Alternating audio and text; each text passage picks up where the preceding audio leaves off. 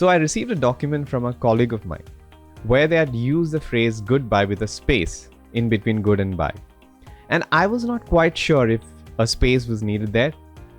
I'm sure that you've all come across such instances where you are not quite sure whether a phrase or a word should be written in a particular style. And the most common way that we all find more information regarding this is to do a web search, most often on Google. But are there any better ways to do it? That's one of the things that I'd like to talk about in this episode.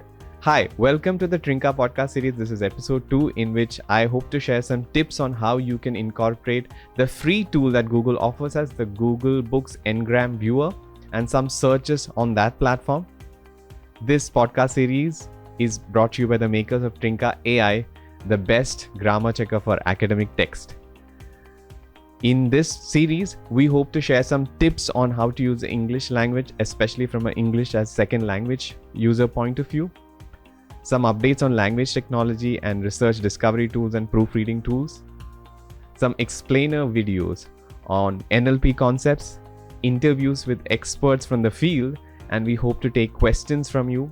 You can write to us by email at podcast@trinka.ai or find us on social media platforms such as Facebook, Twitter, LinkedIn, and Instagram, and Weibo and WeChat for our Chinese audience. Just search for Trinka AI. And wherever you find us, we would love, if you like this content, we would love for you to share this podcast and the series with your friends and colleagues and like and support us. All right, so let's get back to the query itself. Goodbye, whether you should use a space between good and bye or not. So these are the topics that I'd like to discuss in this episode. The query in itself and what Ngrams are, which is the topic at the Google Books Ngram Viewer. Some queries and some features of this viewer and some sample searches so that you understand how you can use it in your workflow. So as I mentioned, I did search on Google and I found a reputable source. So this is a website of Professor Paul Bryans, who works at the Washington State University, and this is a quick sort of a blurb on which is the best way to use, which is the best version of the phrase goodbye. So Professor Bryans says that all these spellings are legitimate, but the most popular one is goodbye without a space, that is closed up. And it gives a tip saying that this spelling has the advantage of recalling the word's origins in phrases like God be with ye. So goodbye, God be with ye. Makes sense, doesn't it? All right, so how can you search for such frequency of users of a particular style or a phrase? You can use Google Books Ngram Viewer. But before we take a look at the Ngram Viewer itself, what are Ngrams, you might have wondered. To find the answer, I went to deepai.org and pulled up a definition. You can see here that an Ngram is a connected string of n items from a sample of text or speech. Now, the Ngram could consist of large blocks of words or smaller sets of syllables. And why are they relevant? Because they are the basis for functioning Ngram models, which are instrumental in NLP, natural language processing, as a way of predicting upcoming text or speech. So that is very important, and that's the reason why it is relevant in the context of the conversation surrounding this podcast itself. So let's take a look at what this means. The letter N stands for the number of blocks that you can specify to divide any particular piece of text. So if you use 1, you will get multiple unigrams. If you use 2, you get bigrams, and if you use 3, trigrams, and so on and so forth. So if you use n equals 1, the text "this is a sentence" can be split into 4 unigrams, and these are represented by these blocks. There are four unigrams, which is "this is a" and "sentence." And if you use n equals 2, you'll get 3 bigrams. This is a bigram, is a bigram, and a sentence. If you use n equals 3, then you get 2 trigrams. This is a and is a sentence. All right, so now that you know what Ngrams are, so this is, if you open Google Books Ngram Viewer, if you find it by a Google search and click on the link, this is what you will see. So the home page shows you a search with 3 author names: Albert Einstein, Sherlock Holmes, Frankenstein. It's actually three names that, and the frequency of these names in the books, and there are some criteria on the basis of which you can do the search. So there is a period of publications that you can search for. In this case, by default, it is 1800 to 2019, and there are multiple corpuses you can search within, and currently the default is English. There are some other options which I'm not going to take you through, but if you can see the graph here, the y-axis is the percentage of occurrence of these names, and the x-axis is the years. And these are the graphs, or the lines tell you the frequency, how the trends are. And you can see that currently, I think the latest, the 2019, Frankenstein is most frequently mentioned, followed by Sherlock Holmes, and a far cry below would be Albert Einstein. So which is sort of disappointing for a science nerd like me. But you can just basically hover over these graphs and you can see when the peaks and troughs are. For example, there was a peak for the mention of Sherlock Holmes around 1904, and things have pretty much been they are all parallel until about, when was this, 1992, so early 90s, when Frankenstein shot into being mentioned more frequently.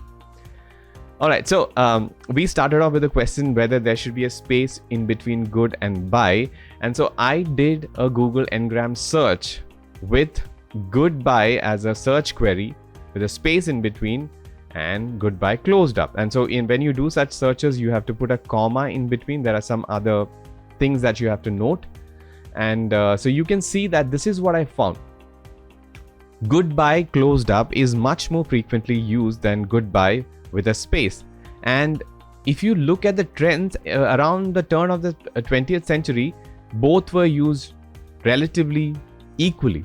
But then around 2000s and start of the millennium, the new millennium, the closed up version was used much more frequently. And these are the inferences that you can derive, and you can obviously switch corpuses and change the duration of search. And in this case, I've chosen 2010, and it's not refreshing. I'm not sure why, but anyway, so you get the idea. I hope that it refreshes now. Okay, it's taking its time, but let's take a look at what are the other features that Google Ngram Viewer offers. So for that, you can click the About Ngram Viewer, and it'll show a page which will show you what are the ways in which you can search for. So they start off with a simple search such as kindergarten versus childcare versus nursery school, the frequencies of these words being used. And you can obviously search for things like this, multiple universities, and you can see that University of California was very frequently mentioned in the late 90s, mid 90s maybe, but then it fell down in popularity, and you can see that I think University of Chicago is getting more popular in searches. You can look for inflection search. You can also look for case sensitive and insensitive searches by incorporating all in parentheses. And you can even look for part of speech tag related searches. So in this case, this graph shows you the relative frequency of the use of the word tackle as a verb as opposed to tackle as a noun. So how can you incorporate Ngram Viewer search in your queries? So a couple of examples, quick examples. I'm from the field of medical sciences, surgical sciences primarily, and I often encounter the term preoperative with or without the hyphen. So if I were to want to find what is more frequently used in books, remember that this is a book corpus, I can do a search like this where I provide the non-hyphenated form followed by a comma and the hyphenated form. But in this case, you can notice that I've used parentheses to enclose the hyphenated query, and that's because that is a way that you have to search for queries with hyphens in Google Ngram Viewer. And so I have chosen this search duration and in all corpuses, and you can see that preoperative with a hyphen was very popular in the 1800s, and somehow it dipped in popularity in the early 1900s. But then it shot back to popularity, and again there is a trend of convergence of these two variants. If you are aware of the different styles of use of English, you know that in American English The hyphenated forms are not used as frequently, and in fact, American English style is a non-hyphenated sort of a style. So I expect, considering the frequency of use of American English, which is more popular than any other dialect of English, these graphs to sort of converge maybe in the mid 2050, 2060 approximately. Now, just for fun, I did a parts of speech search, and you can see that again the Google Ngram search is not responding properly right now because of a server issue. But anyway, so you can see that if you search for Google and followed by underscore noun, as opposed to Google followed by an underscore verb, you can see the different uses. And as you would expect, in around late 90s and early 2000s, these two words started becoming much more frequently used, much more popular. And you can see that Google is more frequently used as a verb as opposed to noun even now. And that's what we say, that I Googled something, and that's exactly what this is showing. All right, that is it for this episode of the Trinka podcast series. I hope you learned something from this, and I hope that you can incorporate the Google Books Ngram Viewer in your researches on how to use phrases. Once again, you can get in touch with us by writing to us by email at podcast@trinka.ai, or you can find us on social media platforms like Facebook, Twitter, LinkedIn, Instagram, Weibo, and WeChat. Just search for Trinka AI. Find us there. If you like this episode, please share this with your colleagues and your friends, and like and support us. And I'll see you in the next one. This is Dr. KK signing off for the Trinka podcast, Academic Writing Done Right. Bye-bye.